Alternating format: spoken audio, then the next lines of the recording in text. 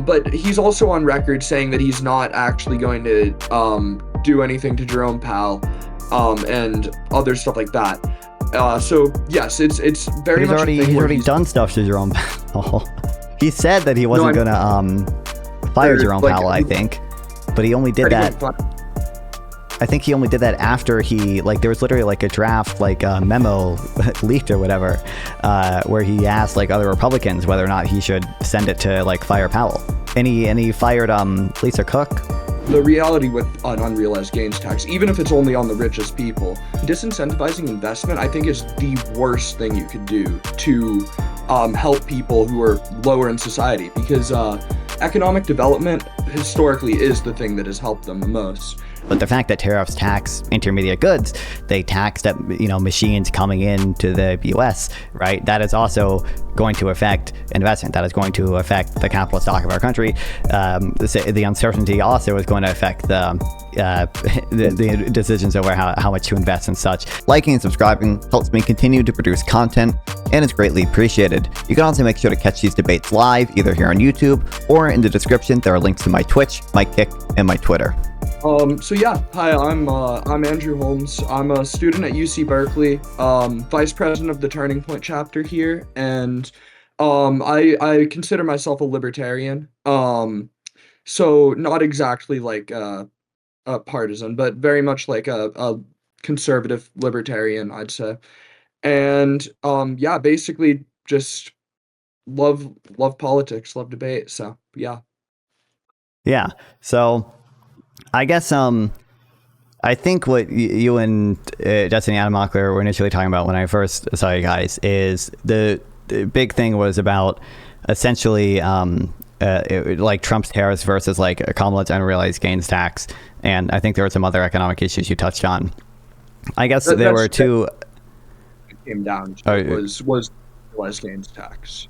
Yeah, so I think there are kind of two ways of viewing this that you guys didn't really separate out in that conversation. So one is you can think of kind of like what optimal policy like would be, and like, just sort of like in a vacuum, essentially, like what is it it would unrealized gains tax or tariffs and whatever other policies that we think both sides have, like which ones would be worse.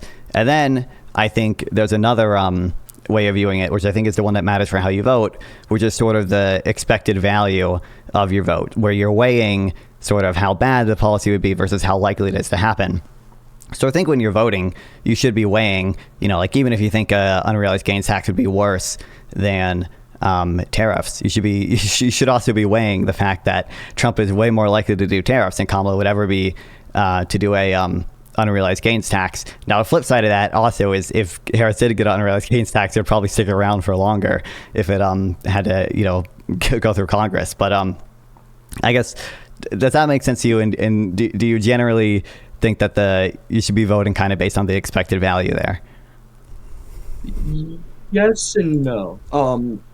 Like when we're talking about expected value, I think you also should generally vote based off of I guess this is part of expected value, but I think very much the competency of the person you're voting for is a factor. And I think even if I like give the most charitable interpretation and say like Kamala's policies wouldn't have been passed, it's still the fact that she's proposing these policies on her official platform, I think, is a problem in itself. Because again, ultimately what we should be voting for is what politicians are forced to represent in order to gain votes. Basically, we should vote for whoever our better option is. So expected value in a sense, but I think it factors in a lot, basically. Sure. And to a degree, I think that factors in as well. But I think, for one, Trump's, like, a lot of Trump's ideas were insane. I think the tariffs are quite insane. I think some of the ideas he has on housing are, they're not going to be as catastrophic or anything, but they are quite bad. And the way he even the way his rhetoric on things and the way he talks about tariffs, like, trying to convince people that Americans don't pay tariffs, saying insane things about like trade deficits and stuff. And even for the when they were doing the reciprocal tariffs, like talk about competency, the formula for those reciprocal tariffs was just like a totally like made up bullshit. And they even used one of the studies that they cited or whatever for like the elasticity. They cited the wrong elasticity of tariffs with respect to prices from that paper. So I think you've seen a lot of incompetence there.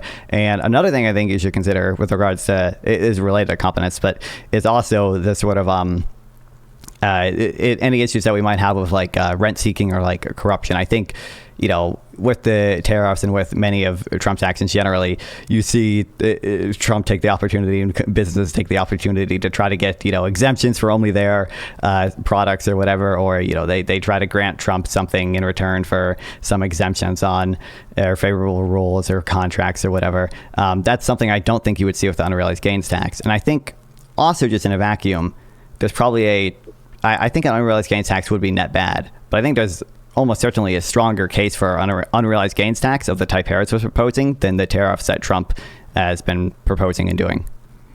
I pretty strongly disagree with that. And I just point to the fact that in the world, there's only really one instance of the unrealized gains tax currently being used, which is in Denmark on crypto assets. And it was literally implemented to stop people from buying crypto. Um, and also and like past that, tariffs historically, like they raise prices. I think you saw in the original debate, I'm not pro tariff by any means. I think that they absolutely are passed on to the consumer. They raise prices, but they have been used throughout history without just destroying the economy. And the reality with an unrealized gains tax, even if it's only on the richest people, is that it just so heavily disincentivizes investment because you have to pay for money you haven't even made yet when you're investing, which is truthfully a very, very bad position to be in as an investor. And so I think there's a reason we do see tariffs that get implemented in the long term. Like, for instance, the US itself actually ran off tariffs exclusively up until like around 1900, a bit before 1900, when the 16th Amendment got passed. And of course, that was a time when we had a much smaller government. But the point being, tariffs can be successful. I don't like them. I don't think they're good in the current context. Whereas an unrealized gains tax, I don't think we really have an example of a successful implementation, nor do we have an actual theoretical backing for them. Sure. So I think I'm not familiar with specifically unrealized gains taxes across countries, but I know there is some version of wealth taxes, which obviously do tax unrealized wealth in Norway and Switzerland. And I think Italy has some, but I think it's only for like foreign assets. There are a few European countries that have even like, broader bases than Harris would have had for her unrealized gains tax. I think there's probably some theoretical support for it, depending on how big of an externality you think inequality is. I don't think inequality is that big of an externality. I think the evidence for inequality mattering that much is pretty weak, and the benefits from investment just totally outweigh that with regards to the positive externality that creates. But I think if you view inequality as a substantial issue, then there could be a theoretical basis for doing an unrealized gains tax. And there is that would also reduce, there's an issue with the current capital gains tax called the lock-in effect, where because you're penalized for when you realize the gains, that disincentivizes you from realizing a gain, so you can shift your money to more effective assets. Essentially, the unrealized gains tax, by taxing unrealized gains, although it would reduce just a total after-tax return to investment, and that would have a negative effect on investment, quite obviously, it would also minimize the lock-in effect there. So for the capital you still have, it might actually be allocated more efficiently, although I doubt that would be enough to outweigh the just big hit to investment that you would probably see from unrealized gains tax. And I guess when it comes to like tariffs working historically or whatever, right? I mean, I think for one, there's kind of just like a public choice theory reason for why there's sort of smaller tariffs in a lot of countries, and some that have been in place historically as well. It's because they benefit a very concentrated group of people, but their cost is like very diffuse. So it benefits these companies to try to rent seek to try to get the tariffs in place, and then the consumers and all the entire voter base like just does not have that big an incentive to organize and rally against this tariff, because it just affects every individual one of them so minimally. And obviously, you mentioned when we did run off of tariffs historically, that was our government spending was, I think, 3% of GDP, or up to like 20% now.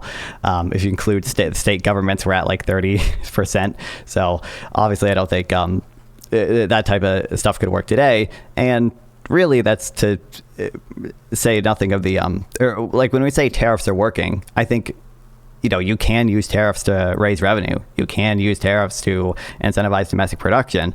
But so in that sense, they can work, but it doesn't mean they're really efficient, right? There's still deadweight losses to doing even the smaller tariffs that many countries have now and we have had historically.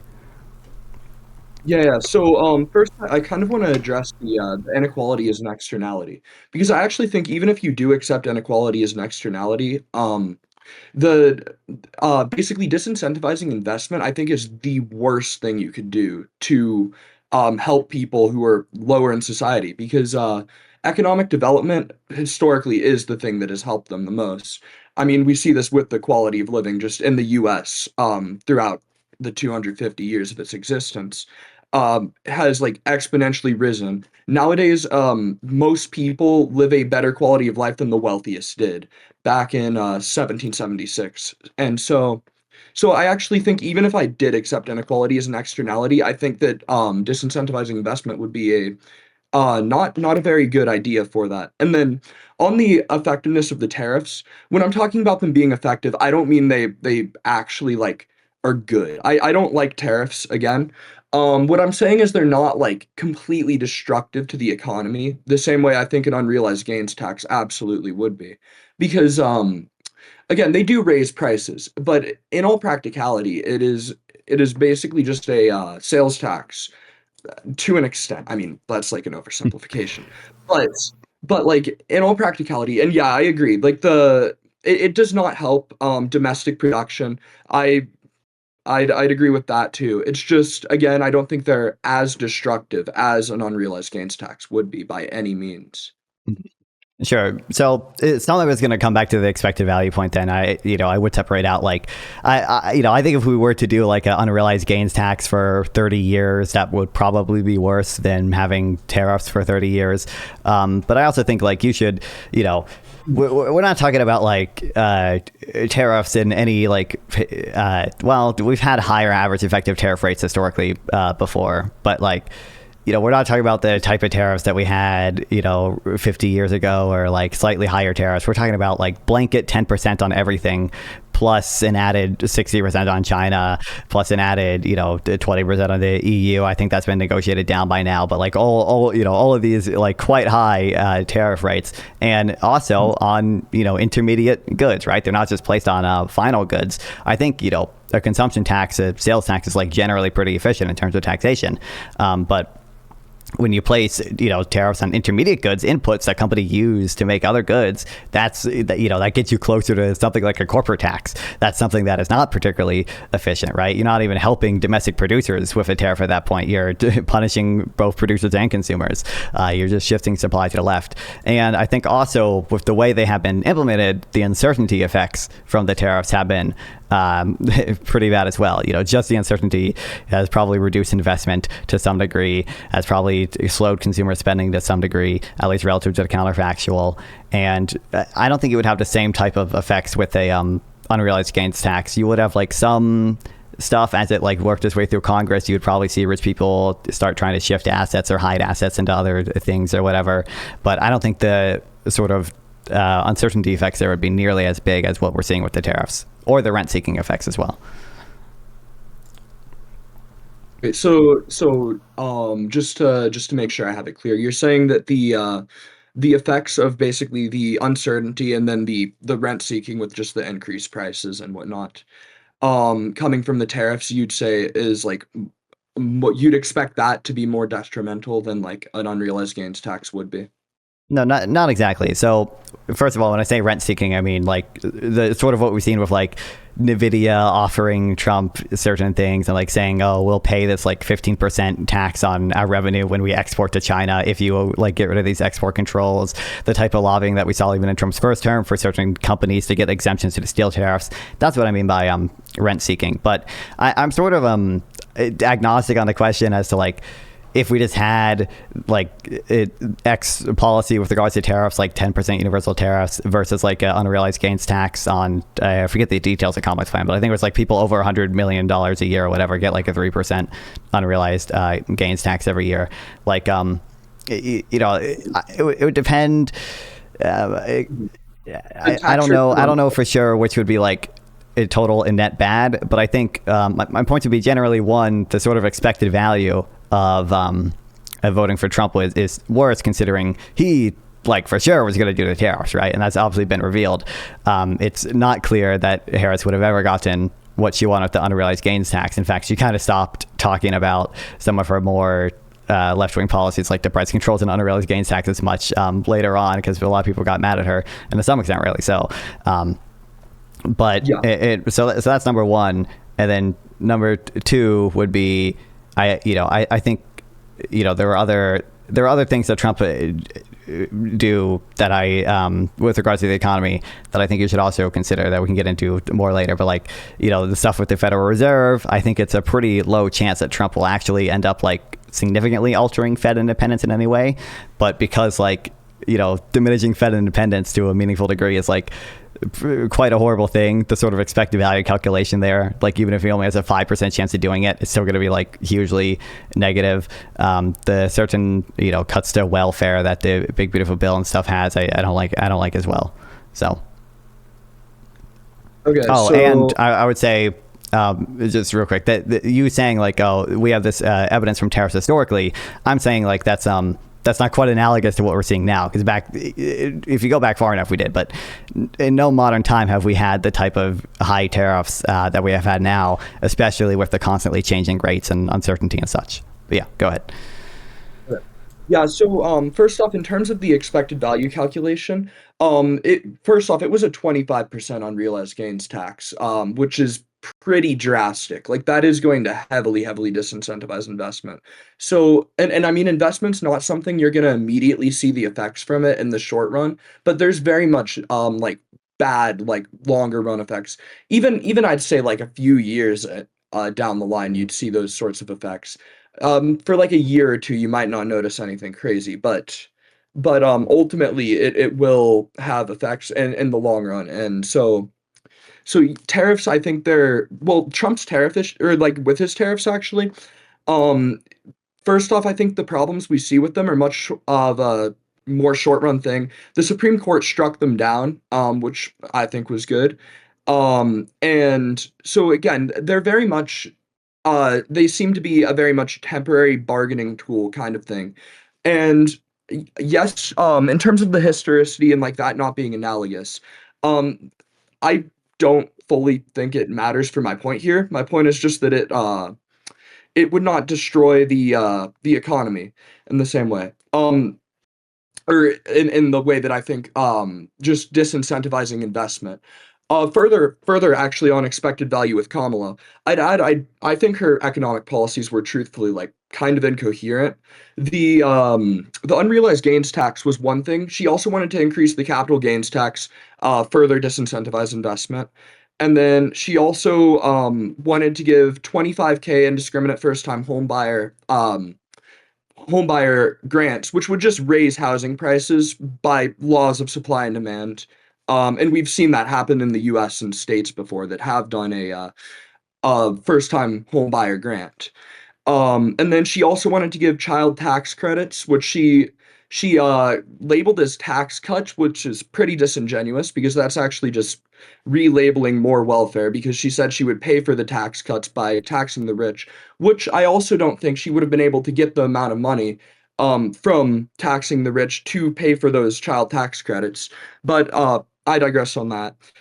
And then in terms of the Fed, yeah, I'd agree with you. Like, there's just no chance that he's really doing it or that he's going to cut Fed independence or do anything significant. Um, do I think his behavior around the Fed is bad? Yeah, but like he hasn't or he's not actually going to do anything, and I think he has actually said multiple times that he's not going to do anything in terms of the Fed. And then on the cuts to welfare, actually, I would just argue that I'm fine with that. The first off, the cuts to welfare for Medicaid was just increasing work requirements. And then obviously like the USAID cuts and that sort of deal. But even past that, I think we have a very much over bloated federal budget. We are going to hit a wall with the debt someday.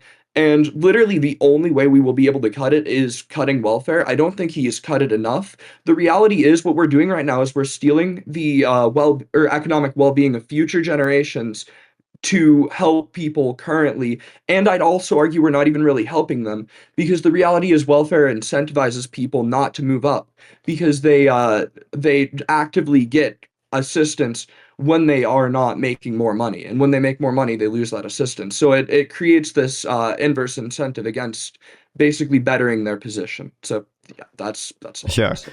I mean, I think, so I would say any tax that taxes like capital goods is going to reduce the capital stock. And now it's good. The type of tax is going to, that's going to have an effect on a magnitude. But the fact that tariffs tax intermediate goods, they tax that, machines coming into the US, right? That is also going to affect investment. That is going to affect the capital stock of our country. The uncertainty also is going to affect the decisions over how much to invest and such. And I think like that is a even if we say this is like a short-term like bargaining thing, I think number one, there could actually be more uncertainty added for that, right? There would not be like as much uncertainty if Trump just said 10% on everything and I'm just going to leave it there. The fact that we have so many weird deals or whatever with random exemptions for things, I think adds to the uncertainty, and Trump seems to change his mind and do these pauses a lot.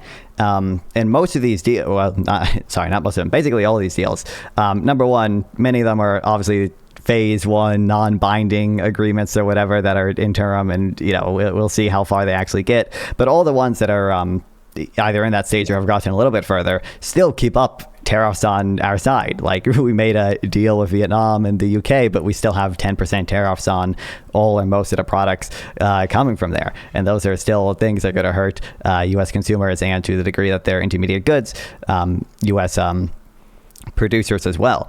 And I just want to be clear. Like, so I think there's a chance that Trump ends or curtails Fed independence. I think it's pretty unlikely that like he will fully end it, but like I put like maybe like a 5% chance on like he will curtail it to a meaningful degree, such that like there's sort of baked in like higher inflation expectations, or like just long-term interest rates go up because people are more worried about it. And if we're concerned about the deficit, I mean, I think kind of some of the worst things you could do are increase deficit spending, which I think is likely that Trump is going to do. Essentially every estimate of like even the dynamic effects of a big beautiful bill have it raising deficit spending over the next 10 years. And you would also attack the Federal Reserve to make inflation, long-term inflation expectations rise, right? Like I think that is kind of the worst combination of things that you can do to try to address a deficit. Obviously, Doge did not make any like meaningful savings for the regards to the deficit, and they seem to have, mostly wrapped up their at least the big things that they were doing. With regards to like the welfare point, like that'd be a wider conversation, but it's my understanding that most people who get welfare are essentially people who don't work or like can't work, or essentially like shouldn't be working, people who are elderly or like children who maybe have some capacity to technically work, but we have kind of decided as a society like these are not kind of acceptable people who we want to work. And the concern over like work requirements and such is that by increasing the sort of administrative hassle to getting these benefits, you end up decreasing the amount of people who are eligible people who are eligible just won't meet the new administrative hassle to do it, and they don't end up getting the benefits. We've seen this in changes in eligibility requirements under COVID. We've seen this in there are two different studies looking at like two different states that had work requirements, and they found it didn't really do much to increase employment at all, but it did lead to people who were eligible for these benefits losing their benefits. And I think sort of a there's one other thing I wanted to mention. I should have written it down, but I forgot by now. God damn it. Okay, go ahead. Yeah. So, okay. First, I'll just talk about the eligibility requirement. Yeah. So, I mean, even in the case where it doesn't increase working, like that's not the issue. The issue is that like people, first off, are absolutely abusing the welfare system, and I think we can see this. Most people know just by being online because there's about like a billion videos out there of people bragging about how they abuse EBT to like buy literally just snacks and that other sort of deal. But I mean, further than that, it's just again, I don't think it's a very big issue, and I mean we could talk more about welfare later if you want to, but I would argue that the free market on its own has had better solutions to welfare that were better for everyone than the state ever did, and it's only because of state intervention that those free market forms of mutual aid basically um didn't didn't continue to exist. But past that, um, you were talking a bunch about like Trump's policies and how they're harmful to the economy. I agree with you that he's bad with the economy. It still does not change the fact that Kamala Harris's policies were just so laughably like blatantly economically illiterate. That genuinely, I first off don't think that she really had defined policies, even when she dropped her platform, which she dropped late. Um, she still was not very defined on exactly what she was going to do. She was arguing for other things like an increase to the minimum wage and further that were not on her platform. And sort of still iffy on her opinions and like not really taking definite stances in interviews. If she had been elected president, no one would have known what the hell they were going to do with the economy because she barely knew. And also, again, I think her platform does really show a lack of economic literacy because it has multiple different policies that literally accomplish the exact thing it claims to try to solve. Again, I'd bring up the first time home buyer grant of 25K, which as anyone who understands supply and demand would know, that would just raise the prices of housing because it would shift the demand to the right. It's just artificially shifting demand. So yeah, I mean, I'd agree that Trump is not the best with the economy. And also, I definitely agree that Doge did not make a meaningful enough cut. That's my biggest issue with Doge, really, is that they have not done enough by any means. Oh yeah, in terms of deficit spending, both candidates would have increased it. The reality is we're at a point where both candidates are kind of terrible economically, in my opinion, and I'm just forced to choose the one that I think is less bad. So, I mean, I agree with all the critiques of Trump here. It's just I think it's still Kamala Harris has a lower expected value than Trump does. Sure. I mean, I think it's likely Kamala Harris would have increased house spending by less, but we can talk about that in a second. The housing was the thing I was gonna mention earlier too, and also the tax credit thing.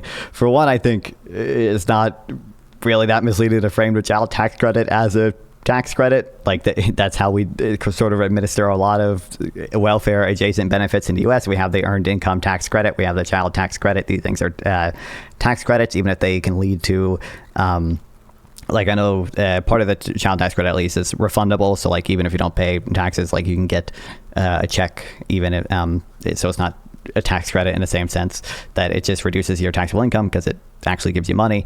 But I think the important thing is to change in after-tax income, and I think increasing people's after-tax income who are eligible for child tax credit probably tends to be net positive. I think, you know, there does seem to be evidence that it has some effect on child poverty in reducing it, and I think the free market sort of struggles to get payments to people who either can't work or shouldn't be working because although you can get like transfers from your family and such, there's just too many people who are not going to have enough support around them from like charity, private charity, or family to actually support people in a meaningful way.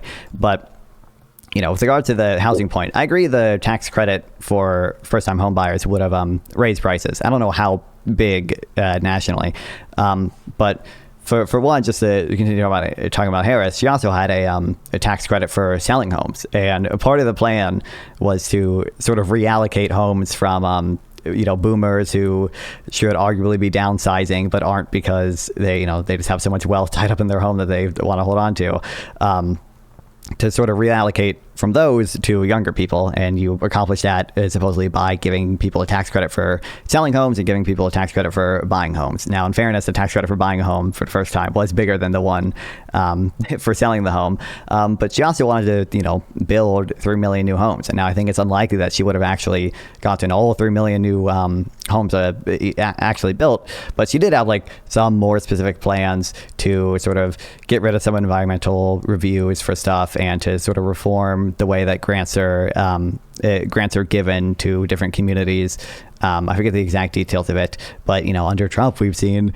I don't think Trump has signed it yet, but the bill that just passed the Senate on housing, which has some good stuff in it, like it also has stuff to streamline some environmental reviews, but it also is like banning or essentially placing a heavy tax on the build to rent housing from like institutional investors, because Trump plays into all these like populist narratives about all these big investors driving up the price of homes, and we need to stop all of this.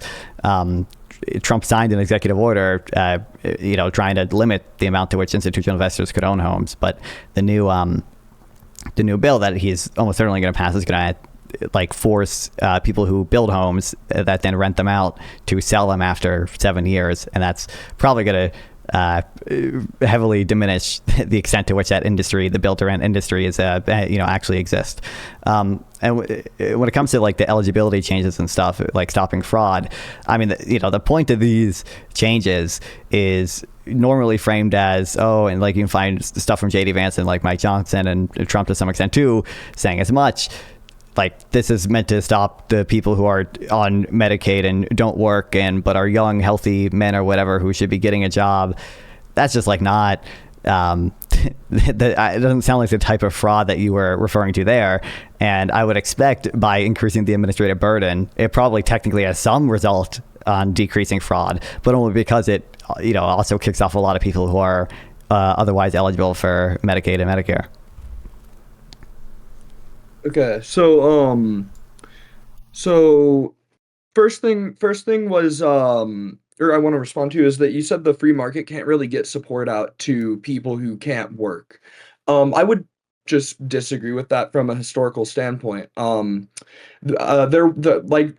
This is very brief because this is kind of an in-depth topic, but there were these societies back pre FDR, way back in like late 1800s, early 1900s, called fraternal aid societies, where people for like a very cheap membership fee could get their basically all their medical needs covered for a year. And it was a society that was actually actively incentivized to help the people in it get better. And these societies only ended because the doctors that worked at hospitals didn't like them, because it actually like made it too cheap. Because what they would do is they'd get a doctor on a retainer, and then they wouldn't have to go to the hospitals, and that doctor would just serve basically the lodge. It was a lodge contract, and so they banned that, um, and then further, there was just more increasing government involvement in welfare that caused this free market solution to end. So it's solely because of the government that the free market is not able to provide for people who can't work for themselves. And the reality is, in history, it absolutely has been able to. Um, and then past that, you were talking about Trump's housing bill. Again, I agree. It's stupid. Trump is not great, and we're at a terrible position where I have to pick between basically just two awful economic positions, and somehow Trump's the better one in my opinion here. And also on populism, I 100% agree with your hatred of populism. I remember I remember I saw one of your videos where you had a guest and he said like the problem with populism is it's too easy to sell, and I'm like, yep, yep, that's Oh yeah, yeah. I don't know like how much you looked into me before, but like I'm not a I'm not that crazy on some of the sort of more populist left wing policies that to some no, you extent many Democrats are playing into now. So no, that's the problem is like everyone's playing into populism because it is easy to sell because it's just these policies make us feel good, and then and then right. everything kind of goes down the drain. But yeah, so I mean, I agree. I think populism is just too much of a problem. It's not, I wouldn't say it's just a Trump issue though. Kamala Harris absolutely played into the populism. She argued for expansion of basically government healthcare. Um, and a ton of other, there was a video I saw once. This was back in 2020, I think, of like her proposed policies, and basically she had like crazy spending, the highest spending out of anyone in the Democrat primaries, that she was proposing. And I just argue that like yeah, she plays more into the populist sort of deal of like what's good for the people, then yeah. So Well, I think in that's like 2019, 2020 during the primary, like she was trying to stand out by like being pretty crazy progressive. That's why people called her like flip flop Kamala or whatever. It's because she, when she was running in 2024, didn't maintain a lot of those positions that she had kind of expressed earlier. But I think that's because she was trying to, moderate essentially to appeal to more people in the general election. And during the primary, she was just trying to look, has a very progressive time. She was trying to stand out, trying to be a progressive to get further. Didn't end up working, but I guess I haven't done a ton of research of the fraternal aid societies. I've heard some libertarians mention them before. It's just my basic understanding that like if you kind of just look at like the percentage GDP like spent on sort of transfer payments and such and charity, it's like almost never over 2%. Essentially no matter where you look, where if you look at like social spending today, even in the US it's like 20%, right? And that's in European countries it's even higher. So I think you're never going to get to the levels that sort of in modern society at least we find to be like the sort of adequate amount of support that we give to people. Maybe historically we gave people some neutral loaf. Okay, we gave them rice and beans so they could survive for a bit, but now they get SNAP benefits, they get some housing benefits, they get obviously a much better life. But I agree neither candidate had an optimal policy, right? And I think Kamala Harris played too much into populism. I guess here's it's kind of, I don't want to say it was frustrating, but here's part of the difference to me. I think you could find a decent amount of economists who support an unrealized gains tax. You could find a pretty sizable amount of economists who support either single payer healthcare or a public option. And I don't know where exactly Kamala Harris stood on that in 2024, but she might have been, she probably was single payer in 2020. I don't know about 2024, but you could not find like any economist, save for Orrin Cass, okay, and I don't know if he really counts, that would defend what Trump is doing with tariffs, what Trump is doing with the Federal Reserve. You can find probably a handful of economists who will defend what he is doing with the deficit spending and such. And to be fair, I don't think that many economists would like fully support whatever Kamala's final budget bill would end up looking like. But even on the welfare point, you're going to find a fair number of economists who are going to support Kamala more than Trump, even if there are going to be like libertarian economists who are going to side with Trump on that one, obviously. I don't know. It just seems like many of Trump's policies are like, by that metric, way more economically illiterate, and they're coming from people like Peter Navarro. I don't know how many policies are actually coming from Lutnick and Besant, because they are like more moderate than like Peter Navarro is. But there's a reason Trump has to search around for these type of people, and why so many economists like won't support him, even if they're like relatively libertarian leaning. Mhm. Well, I mean, on just finding an economist in general, I think that sort of just comes down to an issue where you can really find an economist that supports anything. I mean, Richard Wolff is an economist and he supports socialism. So, truthfully, I don't find the appeal to economists that convincing. I'd Well, rather appeal. to theory and then what we've seen in reality. Sorry, do you want to respond to Sure, that? but my point there is, I think you can find much more economists, right, and that would support many things in Kamala's plans than you can for stuff in Trump's plan.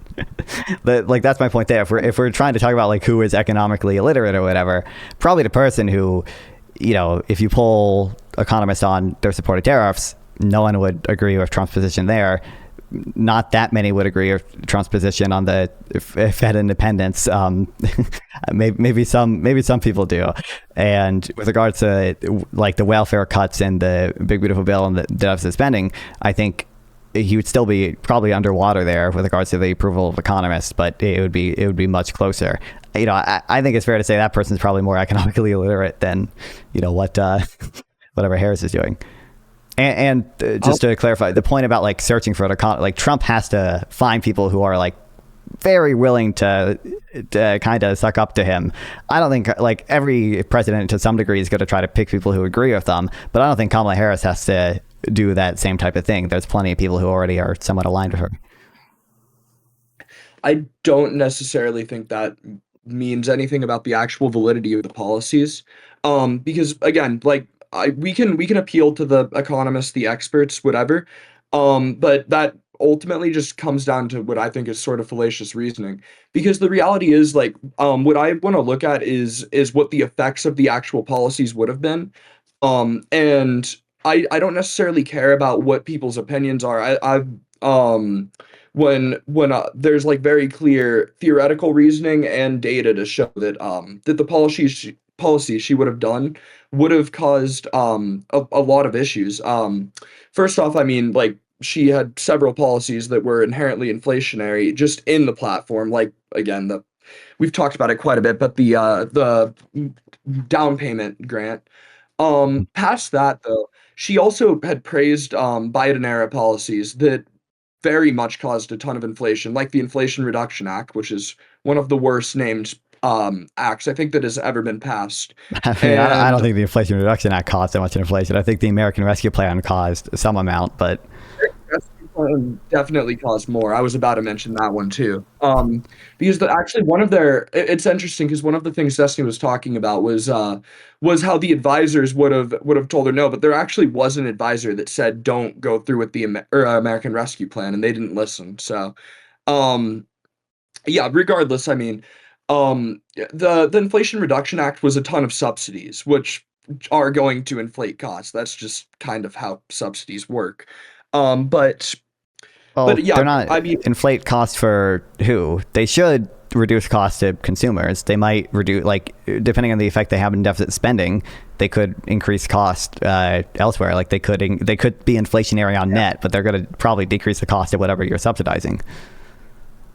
yeah, yeah. Regardless of that though, um, the point, and yeah, they would reduce the cost of what you're subsidizing, but interference in general. What am I saying? Sorry, I kind of just blanked out there. Sure. Um, I think sorry.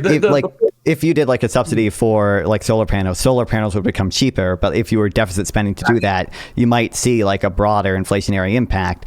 Although maybe not a good example because electricity is an input to a lot of things. So maybe by reducing the price of electricity, you would kind of offset that. But like the Inflation Reduction Act, although I don't know if there's new estimates on this. From my understanding, probably won't turn out to be actually deficit neutral, but it was designed to be, in theory, deficit neutral. It was supposedly paid for with certain tax increases. So I think there's not reason to believe that was particularly inflationary. The American Rescue Plan probably did have some inflationary impact, but it's not clear to me exactly how big the effect was. I would say like it's plausible for sure that it was like maybe 1/3 of kind of peak inflation was from American Rescue Plan deficit spending. But I think obviously there are many things in Trump's policy platform that are inflationary as well. And the American Rescue Plan was at the very least taking place in the context of us, kind of starting to recover from the COVID recession that we just had.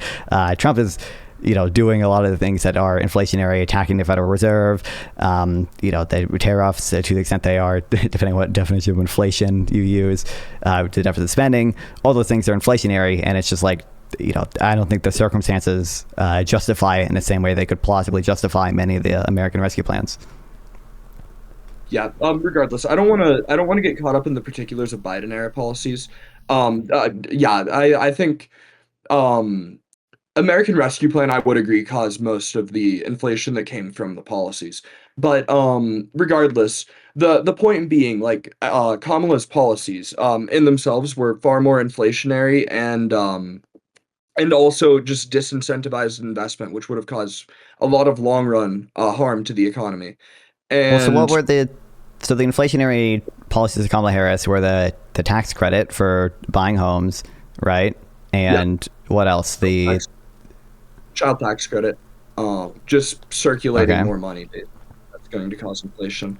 And then what else? There's a third one. I'm forgetting it. Um, anyways, yeah, I I think those think two in them.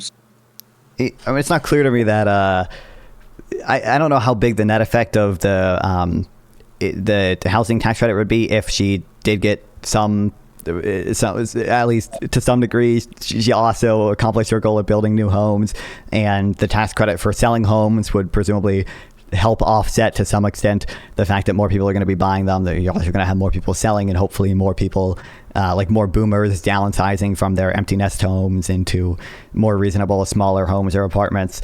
So I don't think the net effect of that would be that big.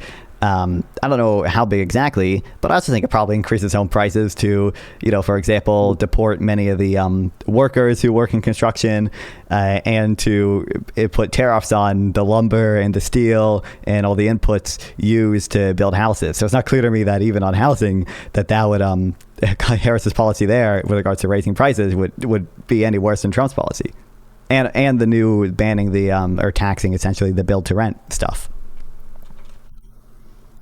Wait, sorry, taxing the build to rent. Oh, you mean the yeah, yeah, Yeah, yeah. there was that bill. Um, Trump wasn't yeah, passing yeah, it, yeah. but Oh, yeah, yeah, yeah.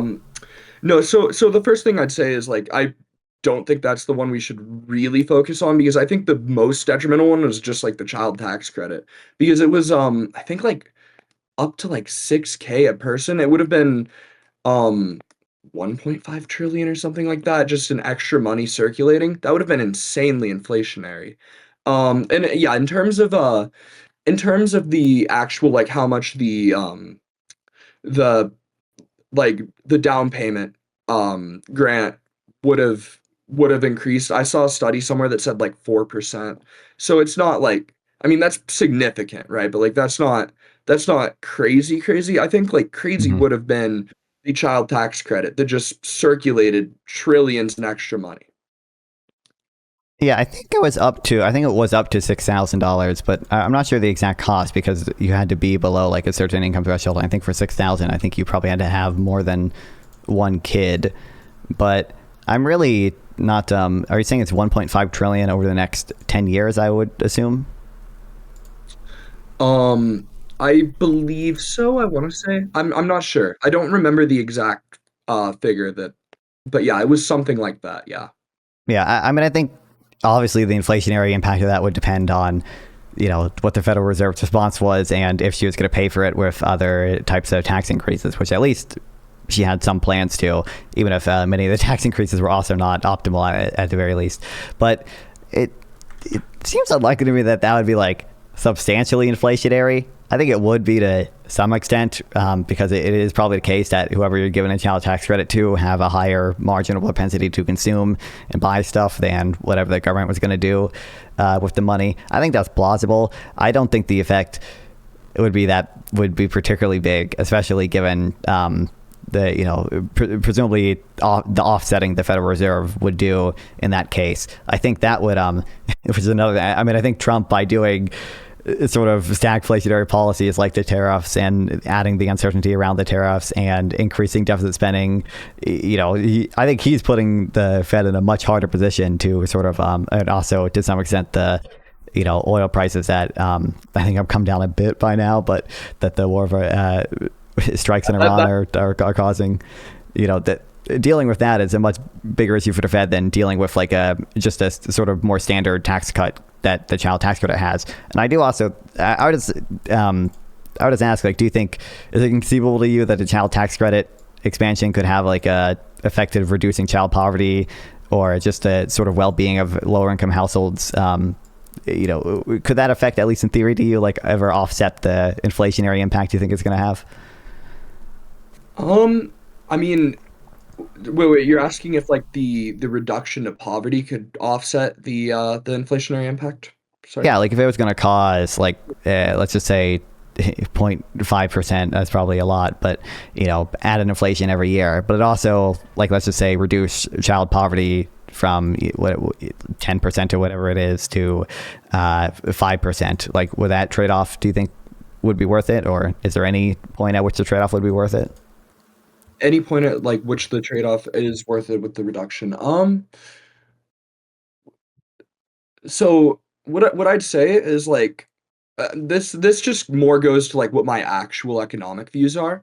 Um, Potentially, I don't know, but like I'd say ultimately, I think what would be the most helpful for the impoverished children that are basically struggling because of money getting taken from taxes that they're getting back through tax credits or would just basically be to like cut taxes, which neither candidate really does.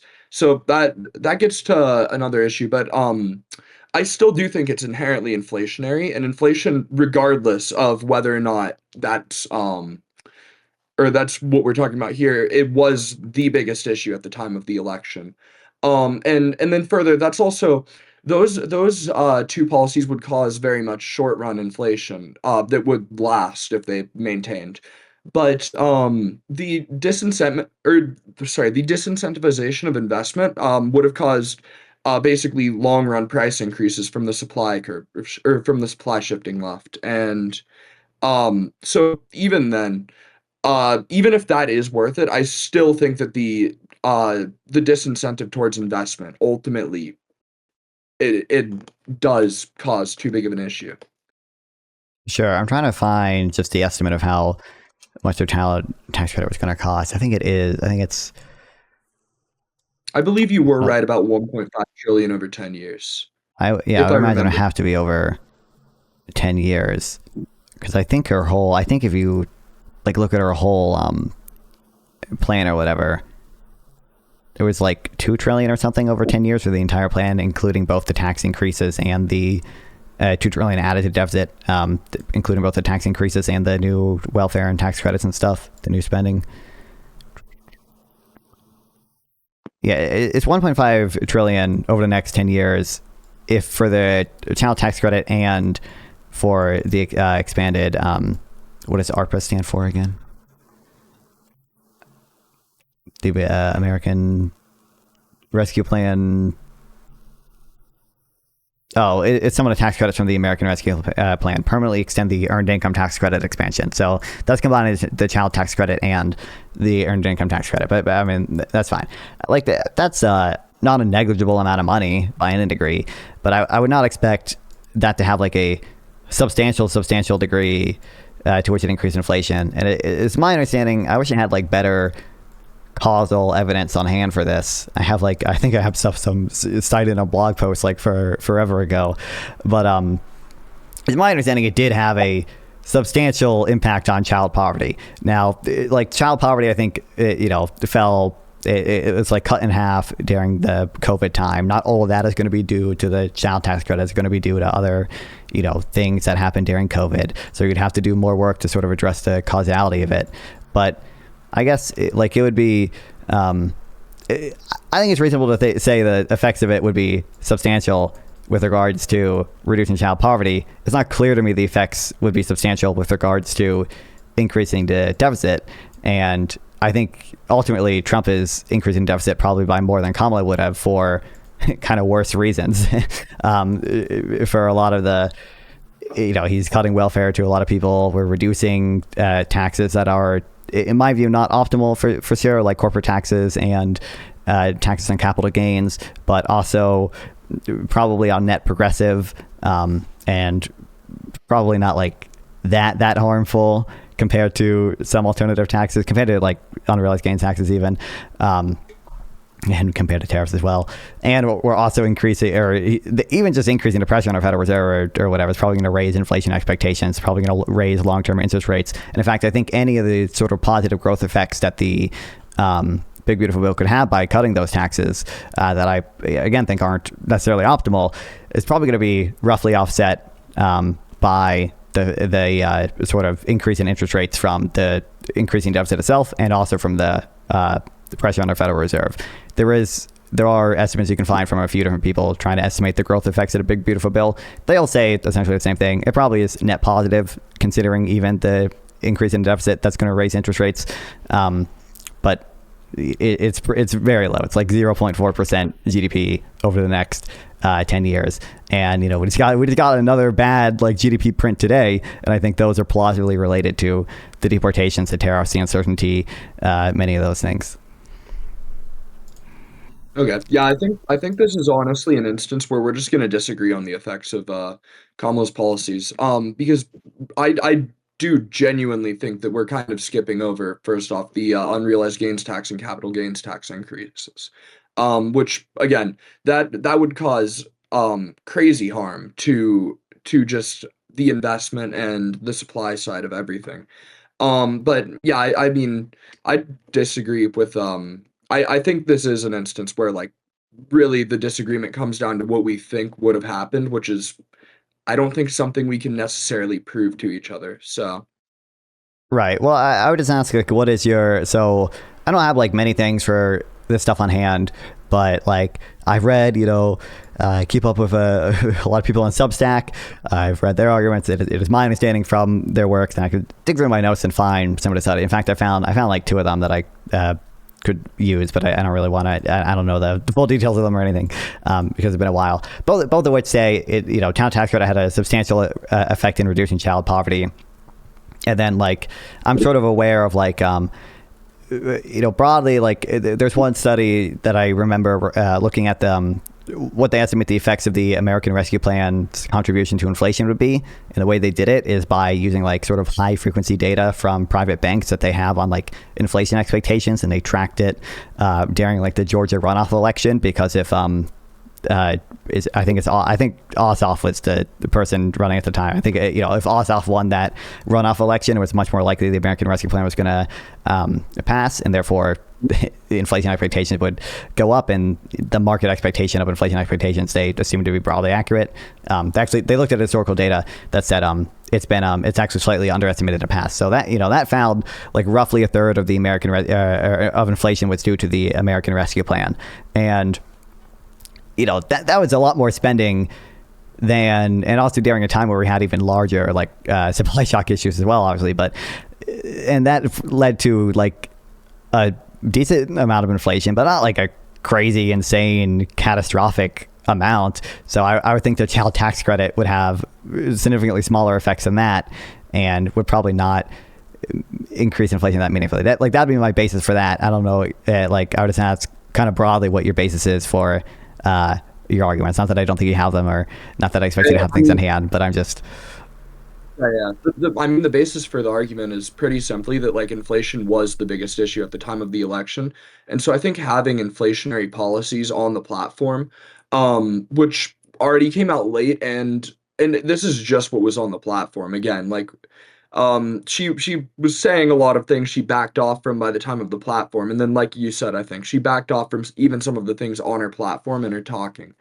Um, but uh, this again, I think it's just the fact that this is on her platform, that she's putting inflationary policies here at a time where inflation was the most or the biggest thing. And I mean, yeah, tariffs are inflationary as well, obviously. But there's at least like a clear purpose with those. And I don't think they've had that much of an impact considering they got struck down by the Supreme Court for the most part. Though I mean, they have had an impact, but it's not basically, I don't think it's drastic. Whereas I think all the combined policies of Kamala would have caused drastic issues. Because with Kamala, it's not just one policy, it's the combination of all of these different policies that would add up to cause an absolute, what I would call just a straight up disaster in the long run in our economy through the disincentivization of investment. Sure. So there'd be, for one thing, I like that Kamala Harris sort of had a, relatively concrete plan, even though I think, Kamala Harris has definitely put in a very tough position given how late Joe Biden dropped out, and given the fact that, I think she very much struggled to communicate to voters effectively. I think she very much struggled to bring up a super coherent message or anything. But, given that tough position that she was in, she did have a policy platform. She had the 82-page PDF on the opportunity economy that listed a bunch of these ideas. The Unrealized Gains Tax was not in that, but or at least I don't believe it was. Her price controls were, but I think to the extent that she backed off on some of these ideas, they reflect Kamala Harris trying to refine her messaging in the limited time she had, and her to some degree listening to the ideas of or listening to the criticism of people and saying, hey, clear, this is not actually a good idea. So maybe we shouldn't do it, or at least we shouldn't make it our priority. And for Trump, I'm trying to find his website for the campaign is down by now, so I have to go through and try to find something. But Trump just had totally incoherent ideas. I think. Oh, I found it with regards to the economy. His policies were not almost anywhere as specific. Number 3, end inflation and make America affordable again, and that's the whole thing. I know what some of these are basically contradictory. Number 5. Stop outsourcing and turn the United States into a manufacturing superpower. And then number 13, keep the U.S. dollar as their world reserve currency. I mean, if you want to talk about economic illiteracy, those are almost directly in conflict. Part of the reason that we don't. We're not a manufacturing superpower in the way Trump wants to be is because our dollar, being the world reserve currency, keeps the demand for it relatively high and stable, which keeps our currency relatively high in value relative to other currencies, which means it's more expensive for them to buy our exports, which is why there's been some conflicting messaging as to what Trump's goal is with the dollar if he wants to decrease the price of the dollar in foreign exchange pools. We've seen conflicting messaging on that. I think we've seen a lot of conflicting messaging from Trump. I think his ideas were not coherent.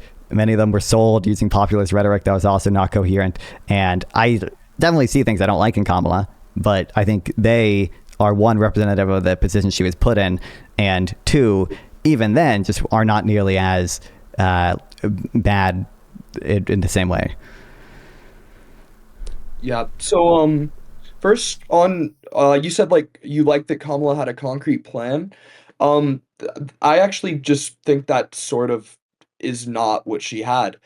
Throughout the entire election cycle and on the entire campaign, she repeatedly refused to give clear and defined answers on exactly what she was going to do. She dropped her platform insanely late. And when she did, her answers were very much policies that are incoherent with reality. And basically, she spent literally her entire campaign practically just running off the fact that she was not Trump rather than giving a defined concrete plan, dropped the policy or the platform very last minute, and that is the stuff that actually got by advisors and that sort of deal. Um the She also tried to distance herself from Biden, which I find to be extremely strange because again, if she does believe in the party she did, I understand why she would distance herself from Biden, of course, given the time. But again, she was the vice president of this administration. Trying to distance herself from it literally just made her look awful. So I don't think she had an even remotely concrete plan, even when she did have the platform, because I think she was still iffy about the stuff on the platform. The reality is, I don't think Well, Kamala I think Harris had so. any I mean, I'm degree of speaking economic. in somewhat of relative terms here, but it was relatively late. I think she released it only a month or two before the election. There's not a date on here, but she has her 82 page PDF about the opportunity economy. I can link it to you. It's not some pages are devoted towards pictures. Okay, the font is big. It's not a incredibly super ultra detailed policy, but there are policies that are somewhat thought out in here, the tax plan that she has. It's we're gonna extend the Tax Cuts and Jobs Act for people making under $400,000 a year. That's a pretty concrete plan in comparison to many of the things that Trump was proposing and talking about in his platform. The expansion of the child tax credit is in here. Some of her housing plans are on here. I mean, like even the policies that I don't particularly like I think she talks about the I think price controls is a little harsh, but price controls, price limitations, price gouging laws about grocery stores. Even though I think that's a pretty not a good policy. Like she is like saying in here, well, she didn't write it, but they're like, oh, we're going to use the laws that states have on the books about this stuff. I think 44 states already have laws in this thing as a model for what the federal government is going to do. So even the stuff I don't like, that's I think much more concrete than much of what Trump had. Expanding the ACA subsidies. I would again disagree because you have to put it in context of also exactly how she was acting during the campaign cycle, and she was very, very unclear about exactly what she was going to do in any interview. She actually barely took any interviews for running for president, which was crazy. She only took basically softball interviews. She was again, she would refuse to give very clear and detailed statements on what she was going to do. Trump was very clear about exactly what he was going to do. He said he ran on the tariffs. He ran on I think he was talking about no tax on tips before he got elected. He was definitely talking about extending the corporate tax or cuts. And so again, I think with the context of exactly how the candidates were acting, just the platform itself being clear isn't enough because the timing of when it was dropped, and also the fact that she just was not at all being clear at any point of the campaign and her speaking about her policies. I think just that I just think that reflects more of a messaging issue from Kamala with regards to some of her policies. I don't think first of all, I do think at the end of the day, her policies were more coherent. They were more thought out. There was a actual plan behind them. Trump had sort of lines. He obviously liked tariffs. Essentially, everyone knew that he was going to do tariffs. It was never clear how high or on what countries or when he was going to do them. I remember doing a lot of debates back then about tariffs, and half of MAGA people would tell me, oh, it's going to be so great. We're going to have 60% tariffs on everything. And half of them would tell me, no, he's not actually going to do that. He's just only going to put 10% tariffs on some Chinese stuff or whatever. It's all just rhetoric, right? Nobody knew what he was going to do with regards to that. Nobody knew whether or not he was serious about mass deportations. Nobody knew, exactly what most of the things would look like. Kamala Harris definitely had a messaging issue. She definitely did not do enough interviews. She definitely, came off as unsure of things, as flip-flopping, as not having a coherent plan on many of these interviews. But I think for the most part, she and I think she struggled to separate herself from Biden and stuff. So she was kind of put in a difficult position where she didn't want to criticize Biden too much because she's her vice president, his vice president, and it would look bad to sort of backstab him, and voters would be sort of weirded out by that. But they also really did not like Biden, so it's hard for her to ride that line. So I think she was put in a difficult position and had a hard time messaging.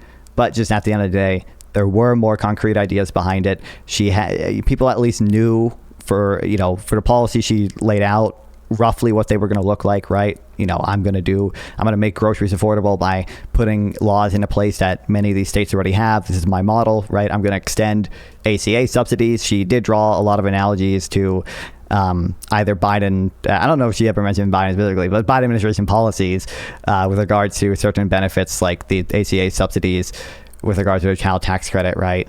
Those are all things that people knew roughly or almost exactly what she was gonna do on Trump's headline platforms. People didn't know whether it was real or not.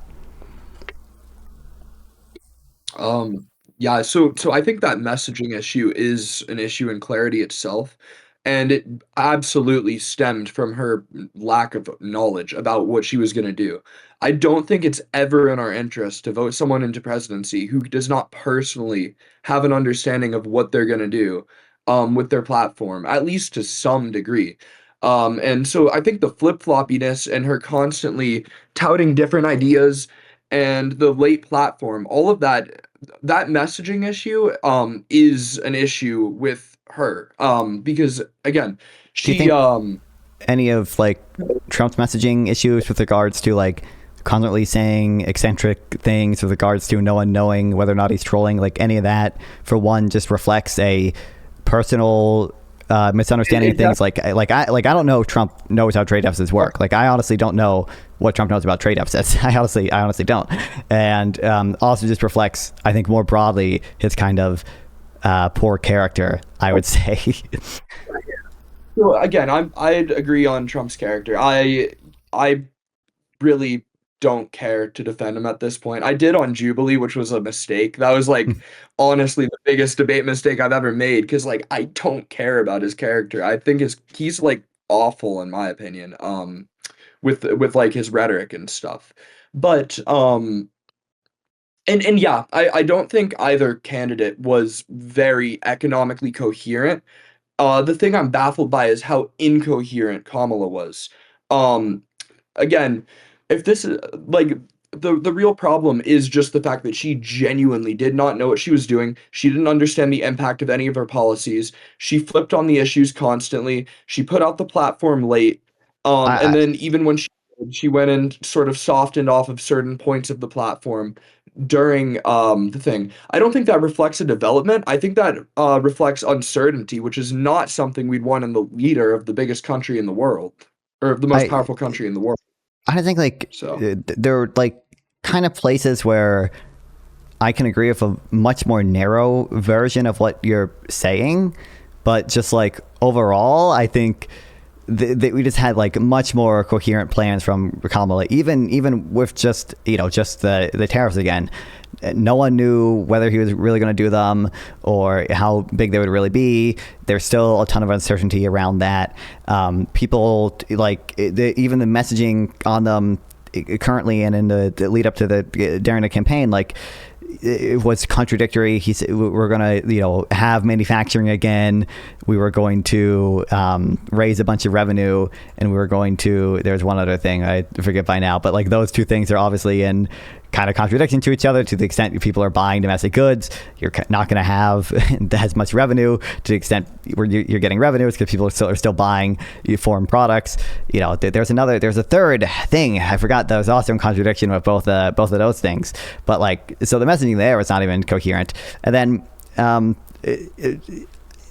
of it again comes down to the expected value point. So to the extent that we think Kamala Harris had these like incoherent plans or whatever, I guess like what % chance would you put on the unrealized gains tax getting passed? I genuinely don't know what percent I'd put on it off the top of my head. But I don't know. It would be difficult to pass through. I'd give it a significant enough chance though. I'd say maybe for like a more conservative estimate, we'll say 20 to 30%. Okay, I think it's probably lower than that. I think it's probably 15% or under. And then I think there's also a non-zero chance that it's unconstitutional. So it could be struck down even if it did get passed. But I don't know how long it would take to. Obviously, it took a year to get the tariff struck down. But I think it's probably like 15%. And obviously, we have different views on that as to how exactly catastrophic it would be. I guess. So what are the other? I would give a child tax credit, to be fair, a pretty high chance of getting passed.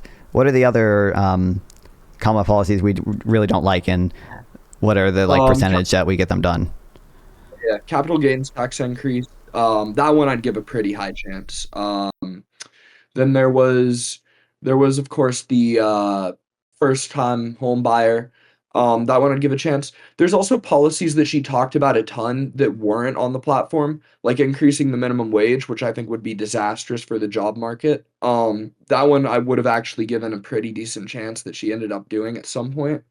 Um, and yeah, so I mean, I think I would I give pretty policy. good odds to And then more likely than not that if she wanted to do the capital gains tax increase, which I think would have not been catastrophic either. I think it was like 20 to 28%, right? I think that's probably net bad. I think there are better taxes, but that is I don't think I wouldn't weight that as being like catastrophic. I think that is like probably 60% chance of getting passed or whatever. Minimum wage, I think, would be much lower, depending on how high. I'm assuming she wanted $15 an hour at least.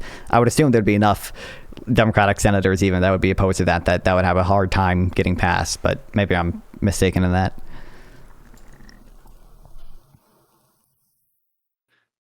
So, Yeah.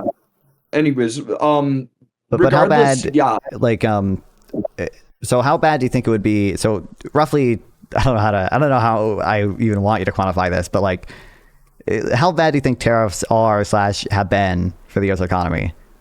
Like, in terms of like, let's just say like kind of percent of, like how much do you think they've affected job growth? How much do you think they've affected GDP growth? How much do you think they've affected prices? You know, how bad have those effects been roughly in your mind? honestly, that's actually really hard for me to quantify. But I honestly don't think the effects have been that bad because people before Trump got in, or like companies before Trump got in, basically, um, imported more than they normally would so that they could avoid the tariffs. They're struck down now. Um, Sure, and but I think for like to the inflation extent has companies, over the past year and whatever change. Um, so I actually would not put that high of an impact on, but of course, again, if we were looking at EV, that would be different. But we kind of have the benefit of hindsight here. yeah, So sure. Well, I'm asking roughly how bad you think they are. Obviously, we now kind of have the benefit of hindsight, but I think there was obviously like a 90% chance that Trump was going to do the tariffs to a higher rate than we had seen in the past, like 50 years or whatever. I think that was a pretty safe bet to make. So I there's did it, but I didn't think that they were gonna last because I actually mhm, passing them through Congress is a different thing, and then mhm. I would expect the Supreme Court to strike down executive order tariffs. So Yeah. So yeah. I guess like, I probably think the effects have been worse than you think, to the extent that the companies have like or stockpiled goods before the tariffs were implemented. Now they're doing that because they expect that the harm from them doing that, using their cash flow to do that, is less bad than waiting and having to spend their cash on the more expensive goods. But that also means they have less cash to do more productive things. That is still like deadweight loss. It's still them choosing to do stuff they otherwise wouldn't, to spend their money buying these goods instead of doing more productive investment or returning it to shareholders so the capital can be allocated elsewhere to more productive sectors, right? And the Supreme Court did strike them down. Now it took like a year, and Trump is redoing most of them under different sections. Now his ability to do it is more limited, and I expect many of them to get struck down as well. But I still think there's a pretty substantial amount of harm from and all that. By the way, probably worsens the uncertainty. The fact that now people don't know how long the new tariffs under Section 122, I think, is the like 10% or 15% tariff that he's doing. Which, by the way, for a while, people didn't know whether it was going to be 10 or 15% universal tariffs after it got struck down because he made conflicting statements on that. But that probably worsens the uncertainty. Companies are still going to be really hurting, and consumers as well, from these tariffs, even if the Supreme Court struck them down and they tried to plan ahead before they're actually implemented. Yeah. So again, this is an area where I think we're just gonna outright disagree on what the results have been. But sure. Well, Um, can you really see why the two things you raised to me were like, I think they to some degree mitigate the effects, but like they're not significantly mitigating because I think they're increasing uncertainty, and also many of the tariffs are still going to stick around despite the Supreme Court ruling. um, sorry, repeat that one more time. Sorry, kind of zone out. Like we're gonna probably just have some disagreement. It's gonna be hard to resolve it, but can you at least see like why the two things you raised to me are I think don't mitigate it quite as much as you do because of the added uncertainty that all this like stuff has, and just a point that like it's still deadweight loss when companies plan and defer investment to buy goods that they otherwise would not have to be stockpiling like this. Um, I guess I can, yeah, but in terms of uncertainty, I think both candidates would have had massive uncertainty, is the reality. So What was I the don't really big think uncertainty from Kamala Harris? the fact that she didn't really know what her policies were ever, and she constantly flip-flopped, and she she kept arguing for different things and just saying different things and or not saying But I anything at think all and refusing. the The difference is reality is there. a leader that is literally confused on exactly what she's going to do and not willing to give a straight answer, like ever, is pretty problematic. I think that should not be underestimated. Sure. So, I guess in my view, like the differences for Kamala's plan, are relatively minor between her doing like X thing versus her not doing X thing. Maybe besides the unrealized gains tax. Whereas with Trump, I think the difference is like much bigger. And because many of Kamala's like, worst, kind of worst ideas would have to get congressional approval, I think the uncertainty there is going to be less by nature of the fact that, Congress is just not going to, there's going to be much more clear sort of implementation of them. It's hard to even know what the effective average tariff rate is right now. It would not be nearly as hard to know what this unrealized gains tax would be if it was a law passed through Congress. And it just would not change nearly as much given the fact that Congress, does not routinely go around changing laws as much as Trump has gone around changing economic policy with regards to the tariffs and to some extent the Federal Reserve as well. okay, just to check, basically, you're arguing here that the uncertainty would be less, because basically Kamala's policies would have to go through Congress, whereas Trump's using executive orders and that sort of deal. And so basically, it's a lot less likely it would actually happen. What? No. So kind of. The uncertainty would be less, A, because it has to go through Congress, and I think it's more clear when it goes through Congress what the actual like policy is. It's less clear when it's done by executive orders. And two, the law passed through Congress just simply doesn't change as much as Trump is, changing his economic policy with regards to, especially the tariffs, but to some degree other things as well, like the institutional home buyers and to some extent the Federal Reserve, his comments on that, which have flip-flopped to some extent, those things as well are you're just not going to see the same thing when a bill gets passed through Congress. Yeah. Well, the first thing I want to bring up is just the Federal Reserve. I really don't think that's an issue of something like where people actually think he is going to do stuff with the Federal Reserve. I mean, you yourself agree it's an extremely low chance. And I think it very much is just something where I think it's a character flaw in Trump for sure, the way that he acts around stuff like this. But I don't think it's an actual relevant economic issue because I don't think anyone reasonably expects that he's actually going to remove the independence of the Federal Reserve. But Well, but the expected value calculation there is, so I'm weighing sort of the badness of the outcome versus the probability. So obviously the probability of him like going full scale ending Fed independence, I think it's pretty low. I think it's like, I don't know, 3% or something. I put the probability of him sort of curtailing it to a decently meaningful degree, whether it just be like through some kind of increased political pressure. Like obviously there's a criminal probe into Jerome Powell, right? So even if he doesn't like have a majority of appointments on the FOMC or like any direct say, he can kind of apply the type of indirect political pressure to sort of get what he wants. I think him doing something like that, and I mean the probe into Jerome Powell is obviously kind of already unprecedented. Him curtailing it to a degree that long-term inflation expectations and like long-term interest rates, rise and Fed credibility falls, I think it's like, 5 to 10%. And because how bad the outcome can be, even from a relatively moderate decrease in Fed credibility, I weight that pretty heavily. And that's just something that Kamala Harris just straight up would have like never done. yeah, I don't think I'd weight that as high as you would. I really do not think it's even remotely likely. But yeah, again, I think that's another area Well, where like, well, we're what do you gonna make of disagree.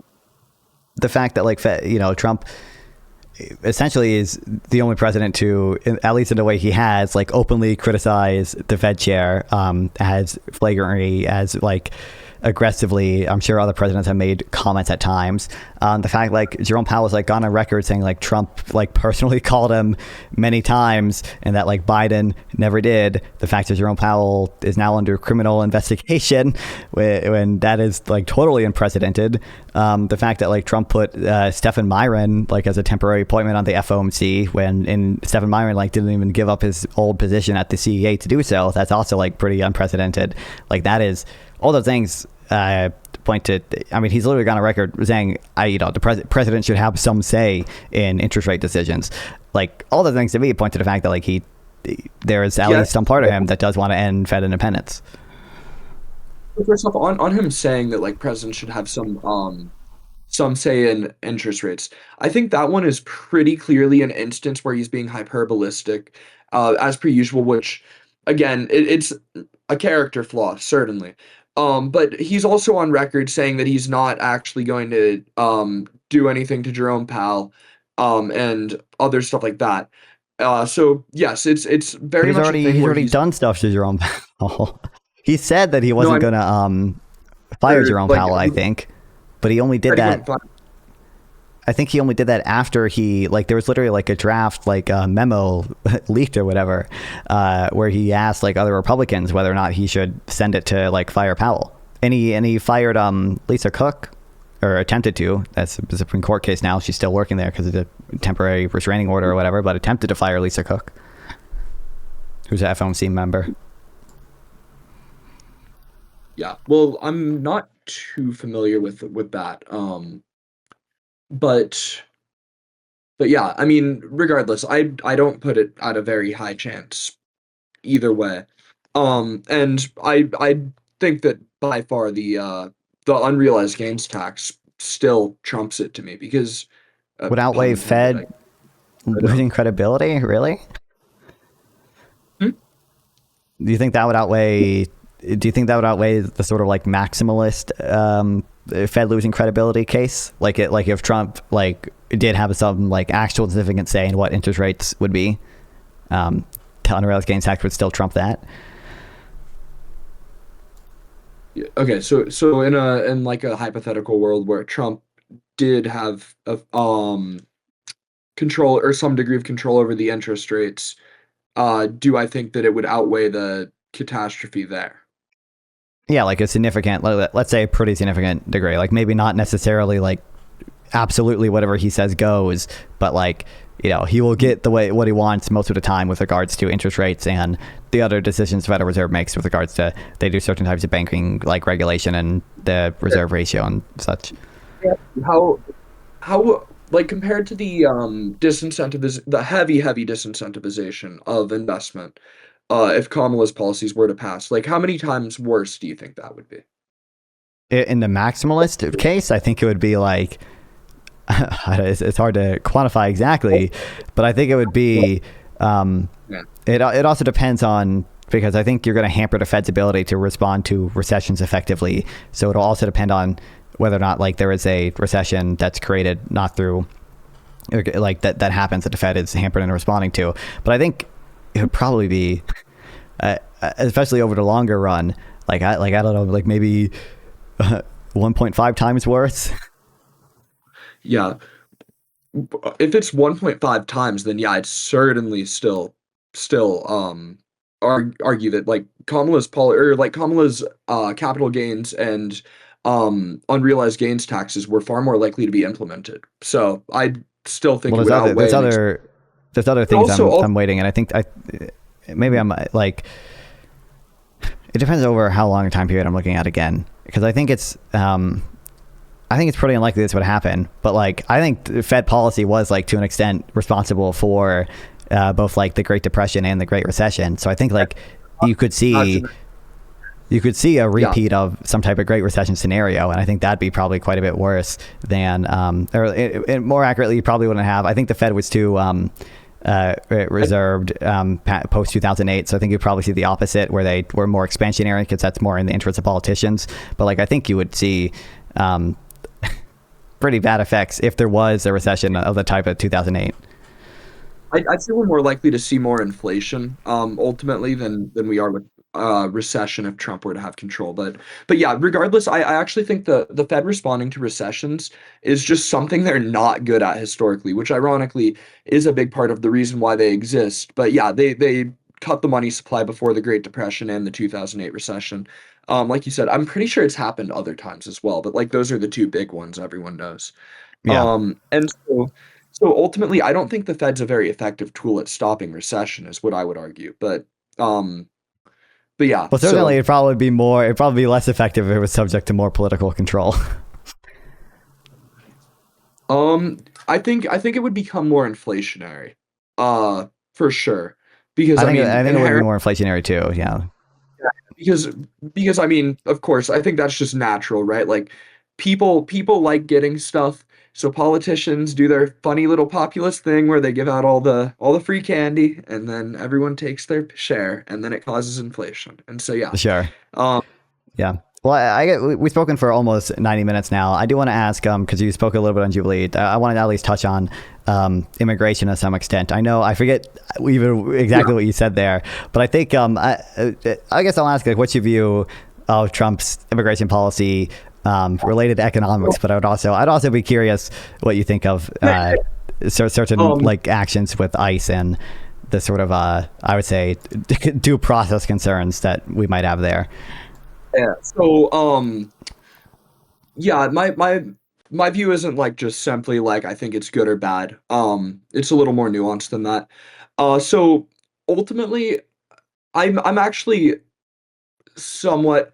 So I do agree with like what I said on Jubilee about basically I think it causes issues when you have a welfare state having mass immigration. I think those issues are more statewide issues than they are like countrywide though. Now, because I've done more research into it, and basically, as it seems, it or at least from what I've looked into it, certain states definitely have like a net fiscal drain from illegal immigration, but like the I don't think the country as a whole does. And obviously, I understand like having more workers is going to boost the economy. Like that's a Hmm. no-brainer. Um, but um, but I do think there is a degree of like just cultural I guess shift that needs to be protected from, because ultimately I think there is a big issue of like we need to preserve the freedom or the culture of freedom that we have in the US, and I think immigration coming too fast without assimilation can cause issues there. Um so to that extent I would support or I support like obviously I support securing the border, and then I more so prefer when basically people who have committed actual crimes that are or not just like crossing the border, but like like people who Hmm. are out like Like either raping or violent crimes or like significant property crimes. Like, yeah. yeah, I I think guess. I think the best policy gets rid of the illegal immigrants that are specifically committing violent crimes that are a clear degradation to society. I would criticize Trump's immigration policies to an extent, just because he boosted the pay for ICE, decreased the training, and I think we've seen. I dispute on Renee Good. I don't I think Mhm. her case was like awful but awful, where it's like if you get hit, I don't think you should shoot someone in a moving car. I think that is an issue with the training, but ultimately, I think it's a natural reaction. I think. Um, Mhm. the Well, I guess. Alex Preddy one, I understand there was a misfire, but I do think regardless, I think it's irresponsible to have it be so incentivized um and then like simultaneously decrease the training. And I think you get people that should not be in immigration enforcement and immigration enforcement. So I'm not like the biggest fan for or Okay. against it, I'd say. Sort of have a Well, kind I'm of glad to hear that. Yeah, there's going to be some minor disagreement there, but maybe we can talk about it another time. I guess there's two final things related to that that I want to ask, and then you can give it. Well, we can give whatever closings we want. So, I think I would ask one: are you concerned about any of the sort of some restrictions and some planned restrictions on more high skill immigration that Trump has at least said he wants to do at times, like the fact that he said, and I think to the plan is to like implement this with like H-1B visas, like $100,000 fee or whatever. Now that's, to my knowledge, not actually going to be coming into effect until like 2027 with the way it works. I I, didn't think doing that, because I'm pretty sure he said like we need the skilled workers that we get with the H-1B visas, and like went against the party on that one. And that was actually like a big controversy for whatever reason, and I'm like, I mean, Yeah. I'd be against increasing the price of an H-1B visa. Yeah. Yeah, I think, yeah. Um, he announced a plan to do it, but like from my memory with the way the like system works, it's like we already have like all the visas for this year like filled, so it's not actually going to be in like until 2027 when the fee like is going to come into place. And it's, you know, Trump has been more pro-immigration than many, or like high skill immigration than many Republicans. But yeah, I'm glad to hear we were, you know, we somewhat agree there at least. I'd also, Those H-1B visas. I'm a big right. supporter of H-1B. I'm a big supporter of emigrating to work. I think that is a net positive for society. So yeah. Great, yeah. And I would also ask, do we have any how much you know and how much of an issue we have with, like, for example, many of the deportations to like CECOT, both on the basis of like, you know, I just have kind of general concerns about how humane it is to send deportees to CECOT, especially when it's not even their country of origin. And then more generally, I think what is kind of a overreach of executive power with regards to invoking the AEA, the Alien Enemies Act, to like significantly lower the bar for deporting many of these people, and B, even with that lower bar, still violating their due process rights, not giving them the proper amount of time or the proper venues to declare habeas claims to dispute whether they are actually a subject to deportation under the Alien Enemies Act. Yeah. So yeah, I don't know too much about the use of the AEA. But what I'd say is, like, generally, I think we should try and deport people to like the most humane place we can. I don't know exactly. I'd have to look into like a bunch of things about, first off, like the practicality of it, and then like also what other options we might have, etc. I can't really give a definite stance like Sure. just off the top of my head for this. Yeah. Yeah. No, I mean, that's fine. I mean, I think with CECOT specifically, you know, we paid El Salvador like millions of dollars to send Venezuelan deportees there. There are clearly better options than what we did, even if we wanted to deport those people, which again, I think, I mean, you can look at it, there's like two lawsuits about it, both of which made their way to the Supreme Court and ultimately ruled mostly in favor of the immigrants who brought the case, that like, you know, they're immigrants who were held and only given documents in English, and were transported, you know, onto planes before like the proclamation of the Alien Enemies Act was like even made public, and were not allowed to claim habeas relief. And eventually Trump, the administrator, like the Supreme Court ruled in, it was a case JGG v. Trump, like, oh, you gotta give these people some right to claim habeas. And then like a month later, there was another case, I think WMM v. Trump, that said, oh, you know, actually the amount of time that you've given these people to make relief claims was just not sufficient. There was just no reasonable way for them to do so.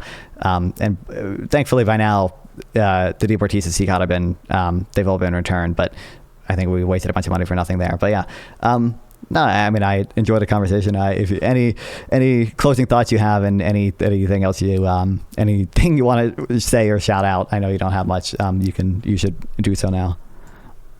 Yeah. So, I mean, I have a YouTube channel now, which is it's Freedom Andy with two Y's. And then yeah, just thank you for having me. I've had a great time on this conversation. So yeah. Yeah, I had a great time. I'm sure we can talk again sometime. Yeah, definitely one of the more listen, for all the different we have. Okay, glad there's some basis for your beliefs. Okay, glad we're doing some anti-populist stuff, and glad we have reasonable-ish opinions. Okay, so yeah, I appreciate it, man. Thank you for watching, and if you want to help me continue to make content, liking, subscribing, and commenting are all greatly appreciated. You can also make sure to check out my Twitch, my Kick, and my Twitter down below, or consider becoming a member to my YouTube channel, which really helps support me as well.